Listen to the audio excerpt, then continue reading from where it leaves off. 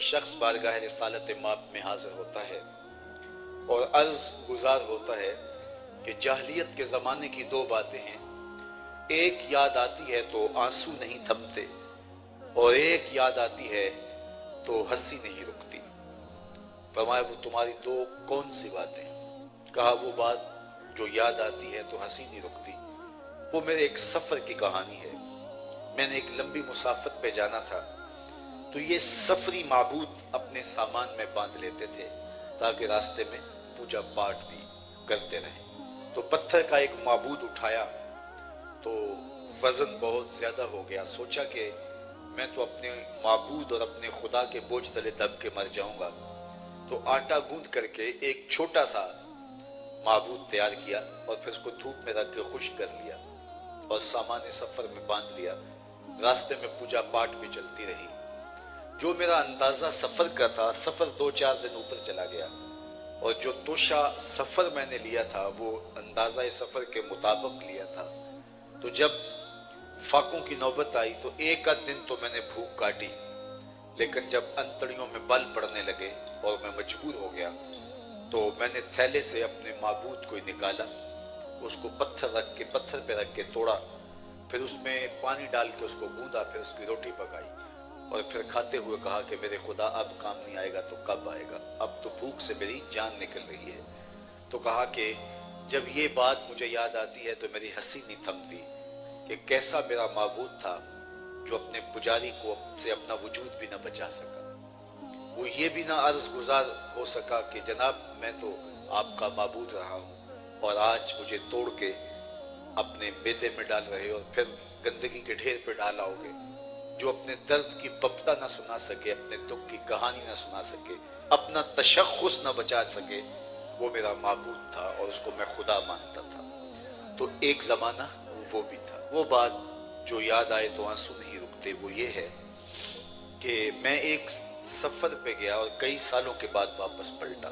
میری بیوی امید سے تھی، میرے بعد بیٹی پیدا ہوئی تو میری بیوی نے اس کو میرے لیے محبت کے بہت سارے جذبات دیے۔ بیٹیاں تو ویسے بھی بیٹیاں ہوتی ہیں، لیکن پھر ماں نے اس خیال سے کہ جب اس کا باپ واپس آئے گا تو گھر کے آنگن میں بیٹی دیکھے گا تو آگ بگولا ہو جائے گا، تو اس کے توتلے لہجے میں باپ کے لیے بہت سارا پیار رکھ دیا۔ کہتا ہے کئی سالوں کے بعد جب واپس پلٹا تو وہ میری بیٹی میری ٹانگوں سے لپٹ گئی اور یا ابتا ہو کیسے کہہ کے مجھے مخاطبہ کرنے لگی۔ اس کے لہجے میں اتنی دل آویزی تھی کہ میرے سینے میں پتھر بھی ہوتا تو پگھل جاتا، لیکن میں اس ظالمانہ سماج کی جھوٹی رسموں کا جکڑا ہوا شخص تھا۔ میرے دل میں بڑا غصہ آیا اور میں اپنی بیوی کو گھور کے دیکھا اور گویا میں اس کو آنکھوں میں کہہ رہا تھا، ایک تو نے سانپ کو جنم دیا ہے اور دوسرا اس کو باتیں سکھائی ہیں، اور میں اس موقع کی تلاش میں تھا کہ میں اس کو زندہ درگور کر دوں۔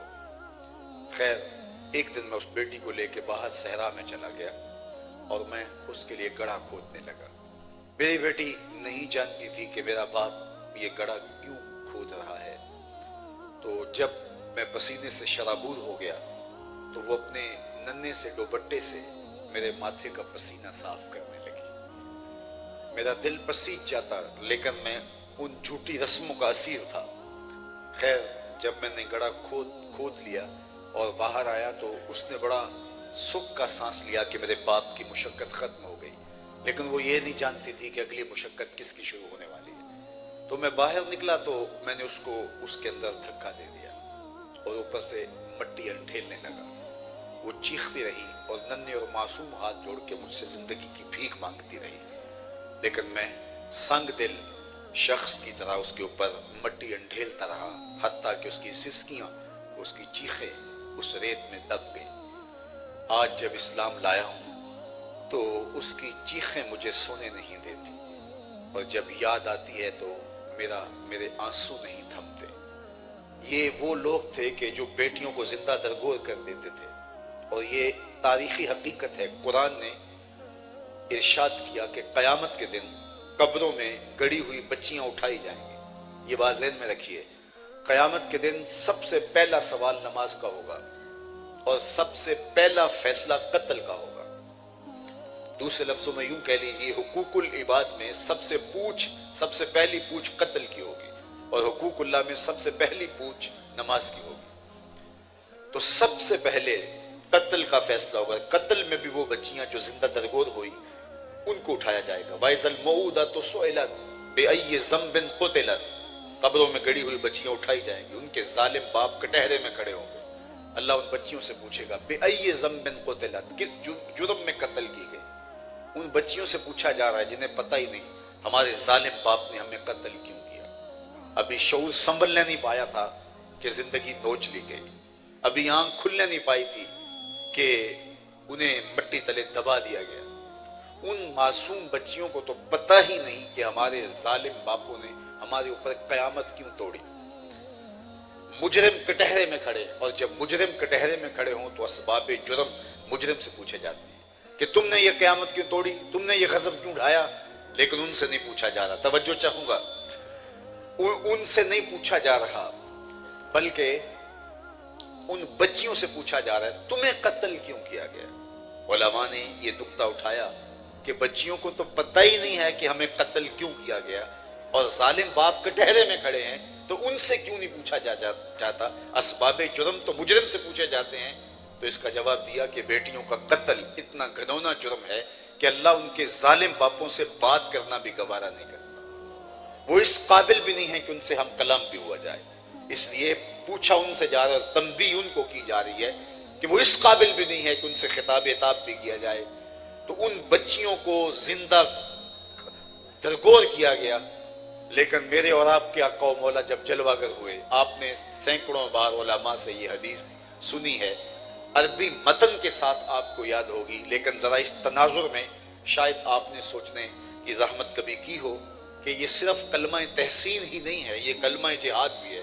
جب بیٹیوں کو زندہ درگور کیا جا رہا تھا، میرے حضور کی آواز آتی ہے بیٹیوں کو قتل کرنے والے سن لیں، میری فاطمہ میرے جگر کا ٹکڑا ہے۔ یہ جملہ اس تناظر میں ذرا سمجھیے کہ بیٹیوں کو قتل جب کیا جاتا ہے، پھر حضور کا فرمان کہ میری بیٹی میرے جگر کا ٹکڑا ہے، یہ اس دور کے اندر کلمہ جہاد ہے جو میرے حضور نے بلند کیا اور بیٹیوں کو تکریم دی۔ سیدہ فاطمہ جب حضور سے ملنے آتی ہیں سلام اللہ علیہا، تو حضور اپنی مجلس میں اپنی مسند پر ان کو بٹھاتے ہیں، فَأَجْلَسَهَا فِي مَجْلَسِهِ، کھڑے ہو کے استقبال کرتے ہیں۔ دنیا کو بتایا تم تو کاٹتے ہو، تم تو زندہ درگور کرتے ہو، تم تو اس لیے قتل کر دیتے ہو کل کوئی ہمارا بہنوئی نہ کہلائے، لیکن بیٹیاں عزت کی جگہ پہ ہیں اور میں ان کو تکریم دے رہا ہوں اور ان کو وقار کی مسند پہ بٹھا رہا ہوں۔ بلکہ فرمایا جو دو بیٹیاں یا دو بہنیں اللہ کی رضا کے لیے پروان چڑھائے اور ان کی تربیت کرے اور نکاح کر دے، وہ جنت میں میرے ساتھ اس طرح قریب ہوگا جس طرح دو انگلیاں قریب ہیں۔ تو ایک صاحب پوچھتے ہیں کہ حضور اگر کسی کی دو بیٹیاں نہ ہوں، ایک بیٹی ہو تو اس کے لیے بھی حضور یہی بتا دیتے ہیں، لیکن اس کے پیچھے جھانکنے کی کوشش کیجئے، اس کی ایک بیٹی ہوگی، اس لیے سوال کرتا ہے اگر کسی کی دو بیٹیاں نہ ہو تو کیا اس کو یہ اعزاز ملے گا؟ کہاں بیٹیاں زندہ درگور کی جا رہی ہیں اور کہاں ایک بیٹی والا آرزو کر رہا ہے کاش کہ میری بھی دو بیٹیاں۔ یہ تھا میرے حضور کا دیا ہوا دین، یہ تھا میرے حضور کا لایا ہوا نظام، یہ تھا انداز زندگی میرے حضور علیہ السلام کا۔